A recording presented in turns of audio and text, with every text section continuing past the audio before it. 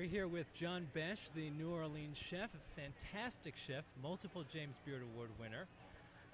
But this is a first for you, being honored at Chefs in Champagne, right? Yeah, this is actually quite strange. Yeah. I feel like I Really? should have the chef jacket on and be working here with so many of my peers. Yeah. So tell me, this is a big honor. What it means for you to get this honor? How is it different than a James Beard Award? This is a huge honor because only a handful of people have been honored in such a way through Chefs in Champagne. So many of the people that I've looked up to over the years have been honored, and to me, it's like I'm just frankly tickled to death to be a part of it, and to even be included amongst the people here today. So thrilled to death. Is there anybody you're really excited about trying? Maybe somebody you haven't had their food before? Well, I've met most everybody here, and what I love about Chefs in Champagne is like Paul Kahn's one of my best friends. Get to hook up with him again. Get to see Anita Lowe. I went out fishing with Carrie Heffernan all day yesterday. That's where all the sun comes from. And so it's using a situation like this to reconnect with people, allowing food to help reconnect us is really important. And make those memories, right? Yeah, absolutely. Those food memories. I have to ask you, because I go down to New Orleans, and I can never get that. I don't know whether it's code. I don't know what the code is for how to pronounce New Orleans, New Orleans. Look, we'll take it any way we can get it, but traditionally we say New Orleans. Okay. And then it just really depends on the neighborhood you come from. You have some people that call it New Orleans. Yeah. The visitors from New York might call it New Orleans, but nobody really cares. We're just thrilled that you would even think about us and come down to see us. Well, I have to go to August. I always go to August. It's a fantastic restaurant. New Orleans has been a big winner at the James Beard Awards. I want to touch on Alon Shaya winning Best Chef South. I mean, what do you think it is about this city that's exciting people? Well, I think what's really great about New Orleans is that it has one of the few indigenous cuisines still intact. Yeah. And so after Hurricane Katrina and the devastation that we saw there, and then this rebound that happened, adding so much passion to the restaurant scene, because food became that crucial point that linked us all together. Black, white, rich, poor, we all love our gumbo in New Orleans. And so food did so many great things in reestablishing who we were, reestablishing our identity. And you see that fire, and you see that passion through all these different restaurants in New Orleans, and so it's starting to surface, and it's a great American city, and we're thrilled to have such a spotlight on it over the past couple of years. Something so positive, like our cuisine, like our sense of hospitality, and like all the many great chefs like Alon Chaya and to Donald Link and all the people in his group. We're very fortunate. Yeah, and we heard some of that passion from Leah Chase on that stage at the Oh, wasn't Leah something? That was really, that just made my day to be a part of passing that award on to her. That was really special. Yeah, social media exploded when she was talking about Marcus Samuelson and going after him. But you've had your hand in some of these restaurants that we talk about, particularly Alon Shaya. Tell me about that partnership. What's he like to collaborate with?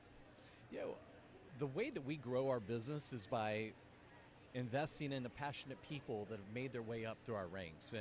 And Alon was very passionate about the food of Italy, living in Italy, training in Italy, coming back. It was just a no-brainer to open up Dominica with them. And then we had our pizza restaurant, Pizza Dominica, uptown, that we created together. And so food is all about collaboration. And so when the time came, and Alon and I were in Israel together, and we're eating and we're talking food, and saw how passionate he was about the food of his homeland, which is Bat Yam, Israel. We wanted to bring that passion back to New Orleans, and really, I had no idea how people would take it. I'm thrilled to death that they've just loved that they've loved the pita, and they love that style of cooking. and to see Alon just blossom into his own. And so he's my partner, and it's fun just to see somebody that had worked for me for so many years blossom into his own professional, and he's his own person, and I'm thrilled to be a part of it. Yeah. What's funny is I talked to him about it, and he said this idea of doing Israeli food had always sort of been in the back of his mind.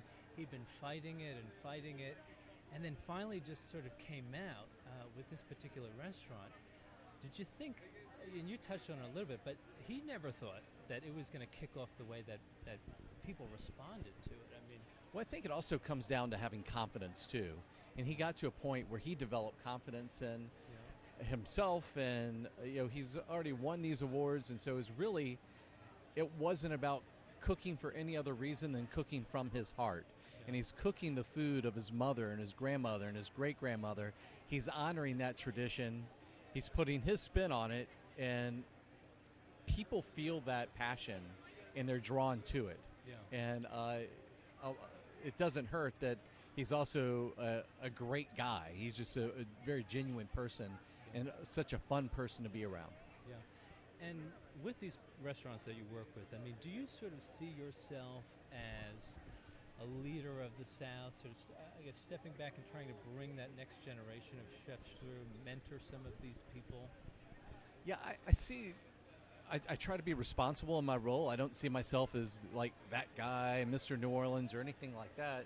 But I do think that I do have a platform, and I can use food to do good, and I can use it to help people through our foundation, through offering scholarships, through offering these microloans to area food producers. And I could also do it by sharing that passion for all things Southern and all things New Orleans with the people around me, so that they go on and they perpetuate this for the next generation. Yeah. So what is in the back of your mind? Is this something that you're watching now that you think is the future of that's going to be maybe 5-10 years down the road, a new defining restaurant, a new New Orleans? I'm hoping, and I'm confident that we'll continue to evolve as a city. We have many more diverse food offerings today than we had 10 years ago. But I'm also confident that we're going to honor those little po' boy joints that are so special. And it really comes down to New Orleans will have its identity not based on the restaurants, but based on the people moving there to assimilate into the New Orleans culture. Yeah. And if that continues, then we're going to continue the tradition of the jambalayas and the etouffees, crawfish boils, and the fried shrimp po' boys, and that's all good stuff. It's just as important as all the fanciest restaurant August. John Besh, when people say the legendary John Besh, that's how I was going to exit. I mean, is it sort of surreal to hear people say that? Do people really say that? Susan said it, Oh, I scratch my head every day and think, like, how did all this happen? It's really been fun to live a life where I don't have to work. I get to do what I love to do. I'm around people. Where I love to cook. I make people happy, and now we're perpetuating that by now thousands of young cooks that work for us and that have worked for us or have taken that same philosophy of making people happy through food and doing good at the same time. John Besh, thank you so much for coming and chatting with me. Well, thank you for having me. I appreciate it. Nice suit, by the way. Thank you. I wasn't trying to upstage you, I promise you.